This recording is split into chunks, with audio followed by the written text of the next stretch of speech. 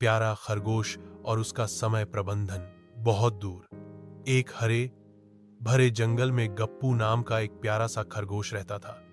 गप्पू सफेद मुलायम फर वाला, चमकती आंखों और नन्हे नन्हे पंजों वाला बेहद चंचल खरगोश था।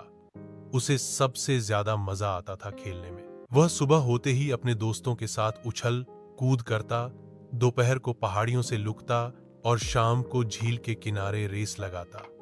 लेकिन एक समस्या थी, गप्पू को पढ़ाई से बिल्कुल प्यार नहीं था। किताबें देखकर उसे नींद आ जाती थी और वह सोचता, ये पन्नों वाले खेल में तो मजा ही नहीं। उसकी माँ हमेशा कहती, गप्पू बेटा, खेलना अच्छी बात है पर पढ़ाई भी जरूरी है।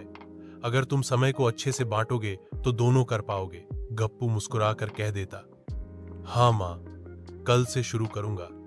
लेकिन कल कभी आता ही नहीं था।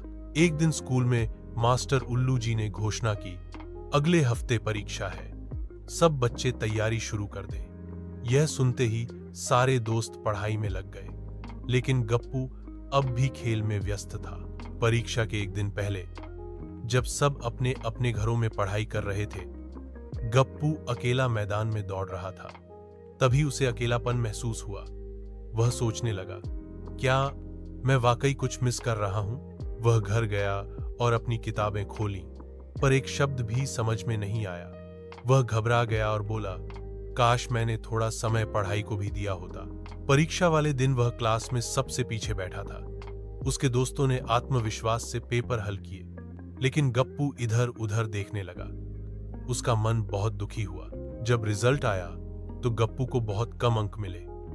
वह मायूस होकर घर पहुंचा और अपनी मां के गले लगकर बोला, मां, अब मैं समझ गया हूं कि सिर्फ खेलना ही काफी नहीं होता, पढ़ाई भी जरूरी है। मां ने प्यार से कहा, कोई बात नहीं गप्पू, गलती करना गलत नहीं, पर उससे सीखना जरूरी है। गप्पू ने उसी शाम से एक टाइम टेबल बनाया। उसने कहा, सुबह 7 से 9 तक पढ़ाई, दोपहर में खेल, शाम को होमवर्क और फिर मजे से नींद। शुरू में टाइम टेबल पर टिके रहना थोड़ा मुश्किल लगा, लेकिन धीरे धीरे गप्पू को उसकी आदत हो गई। अब वह हर दिन थोड़ा थोड़ा पढ़ता और फिर खुलकर खेलता। उसके दोस्तों ने देखा कि अब गप्पू पढ़ाई में भी तेज हो गया है और खेलों में भी पहले जैसा चैंपियन है।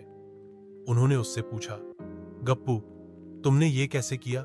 गप्पू मुस्कुराया और बोला, सिर्फ एक चीज ने मेरी मदद की, समय का सही प्रबंधन।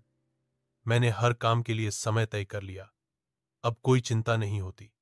पढ़ते वक्त पढ़ाई और खेलते वक्त मस्ती।